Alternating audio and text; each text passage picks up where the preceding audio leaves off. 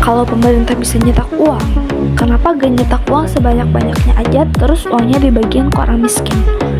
Menurut data dari Badan Statistika Nasional, angka kemiskinan di Indonesia itu ada di atas 9,22% di tahun 2019, yang artinya ada sekitar 25 juta masyarakat Indonesia yang gak mampu buat menuhin kebutuhan dasarnya dan berada di bawah garis kemiskinan. Jadi, supaya masyarakat Indonesia bisa hidup dengan layak dan persentase kemiskinan di Indonesia menurun, kenapa pemerintah di Indonesia nggak mencetak uang sebanyak mungkin lalu membagikan uang tersebut kepada perusahaan dan masyarakat yang membutuhkan? Apa sih akibatnya kalau misalnya pemerintah mencetak uang lalu dibagi-bagi ke masyarakat uangnya? Bila kita mengenai pandemi virus corona atau COVID-19, kita dikagetkan lagi dengan nilai tukar rupiah terhadap dolar Amerika Serikat yang menyentuh angka 5.500. Dijual 80.000 per kilogram dari sebelumnya 70.000. Kenaikan juga terjadi pada berbagai jenis sayuran. Begitu pula dengan telur yang sebelumnya dijual 2. Halo guys, perkenalkan nama aku Nurfada Ramadhani. Aku mahasiswa Fakultas Ekonomi dan Bisnis Islam, program studi Ekonomi Syariah. Jadi di sini aku mau mau menjawab rasa penasaran kalian tentang emang ada ya pemerintah yang sengaja cetak uang dengan banyak, terus uangnya itu dibagi-bagiin ke masyarakat dengan tujuan ya mau benerin ekonomi. Jawabannya ada ya guys ya. Itu tuh terjadi pada pasca perang pertama. Jadi negara Hongaria itu dia tuh salah satu negara yang kalah dalam perang pertama. Sebagai negara yang kalah pada peperangan pertama, Hongaria menjadi negara yang ekonominya tuh lumpuh, bahkan negaranya pun defisit gitu. Nah, dalam kondisi tersebut, pemerintah Hongaria mengambil kebijakan mencetak uang sebanyak mungkin untuk bisa menutup anggaran negaranya, sekaligus buat menggerakkan ekonomi negaranya. Coba tebak, apa solusi yang dilakukan Hongaria? Ya itu tadi, dia tuh mencetak uang sebanyak mungkin lalu dibagikan ke masyarakat, bank, perusahaan. Dulu mata uang Hongaria itu adalah kronen. Nah, $1 kronennya itu setara dengan 5 kronen. Terus gimana nih setelah Hongaria nyetak uang banyak banget? Sekitar 10 tahun kemudian, $1 Amerika itu setara dengan 70.000 kronen. Kebayang gak sih? Cuma dalam waktu 10 tahun, nilai tukar kronen terhadap dolar itu melemah sekitar 1.400.000% kurang lebih. Supaya kamu lebih gampang ngebayanginnya, aku akan coba analogiin kelemahan kronen ini dengan rupiah.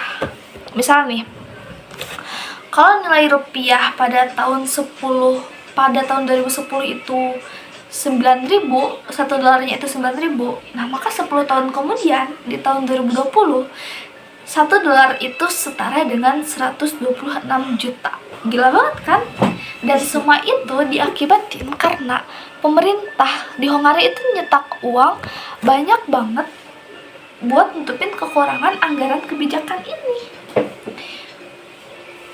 Ya begitu, kebijakan itu nggak cuman berhenti di tahun itu saja. Jadi pemerintah Hongaria itu melanjutkan kebijakan tersebut pasca Perang Dunia Kedua. Jadi pada Perang Dunia Kedua mereka juga mengalami krisis ekonomi nih karena kalah juga. Dan kebijakan yang diambil itu sama seperti tahun sebelumnya, yaitu mencetak uang sebanyak mungkin untuk menutup anggaran negara Hongaria. Tapi mata uang mereka itu berubah gitu. Jadi uang yang dicetak itu lagi-lagi disalurin ke bank, perusahaan, bahkan dibagiin ke masyarakat saat itu tuh. Pemerintah Hongaria bener-bener ngebanjirin masyarakatnya pakai uang. Tujuannya apa? Supaya ekonominya tuh bisa bangkit lagi nih setelah Perang Dunia Kedua. Dan apa akibatnya? Terjadilah sebuah petaka, yaitu tingkat inflasi yang tertinggi dalam sejarah. Bayangin deh, sebuah barang yang harganya 379 penggo di September 1945 naik menjadi berapa ya?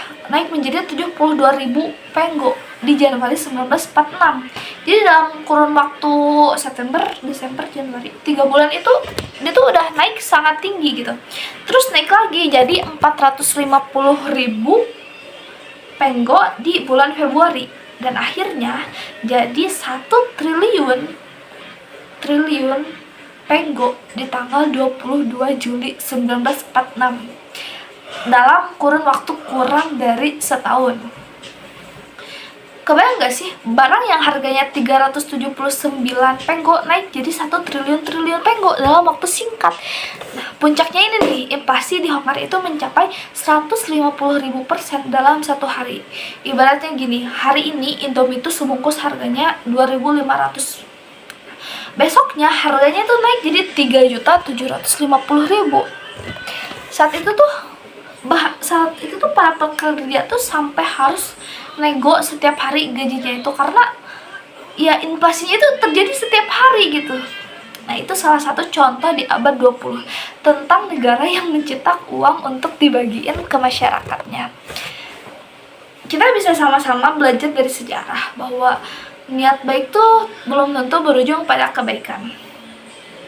Niatnya sih emang baik gitu untuk nyetak uang dan membagikan ke orang-orang yang kekurangan. Tapi niat baik aja nggak cukup tanpa pengetahuan ekonomi yang benar.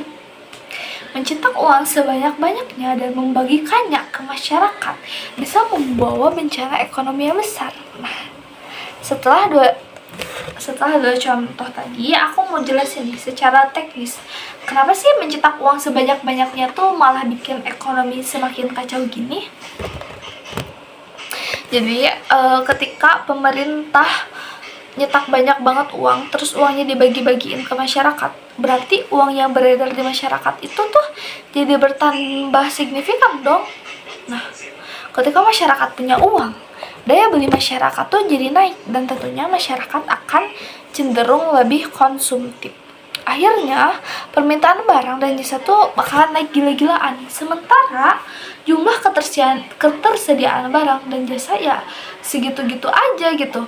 Apa yang akan terjadi? Mumpung barang dagangan lagi laku keras, semua orang mampu beli, tapi ketersediaan barangnya itu terbatas ya, ujung-ujungnya para pedagang bakal menaikkan harga. Fenomena kenaikan harga ini kalau dalam ekonomi itu dikenal dengan istilah inflasi. Jadi kondisinya tuh bisa lebih mudah dibayangin kalau kita ngelihat kenaikan harga menjelang hari raya Lebaran ini. Salah satu contoh di Indonesia ya, saat menjelang hari raya Lebaran, masyarakat tuh kan punya lebih banyak uang nih karena dapat THR. Masyarakat jadi mampu buat membeli barang dan jasa dan jadi lebih konsumtif juga hasilnya. Harga barang terutama bahan makanan dan pakaian itu naik karena para pedagang naikin harga barang jualan. Kita bisa ngeliat fenomena ini dari kenaikan tingkat inflasi setiap tahun yang selalu memuncak pada bulan puasa sampai Lebaran. Nah, hal yang sama akan terjadi juga nih kalau misalnya pemerintah kita nyetak uang banyak banget terus uangnya dibagi-bagiin ke masyarakat. Coba kamu bayangin deh, THR aja tuh bisa bikin angka inflasi naik. Itu cuma ekstra gaji dalam 1 bulan aja buat sebagian masyarakat. Apalagi kalau pemerintahan nyetak uang sebanyak-banyaknya terus uangnya dibagiin ke masyarakat. Kenaikan harga tuh bisa-bisa gak terbendung dan mata uang kita akan semakin gak bernilai. Meskipun punya banyak barang dan jasa juga naiknya fantastik. Maka dari itu, dalam mencetak uang, pemerintah dan Bank Indonesia tuh nggak bisa asal-asalan nyetak uang gitu aja. Ada perhitungan dan penelitian yang dilakuin, kebutuhan masyarakat dan pertumbuhan ekonomi juga perlu dijadiin pertimbangan. Kalau kamu penasaran dengan konsep inflasi, aku bisa bahas di next. Oke, segitu saja dari aku. Terima kasih teman-teman. Bye-bye.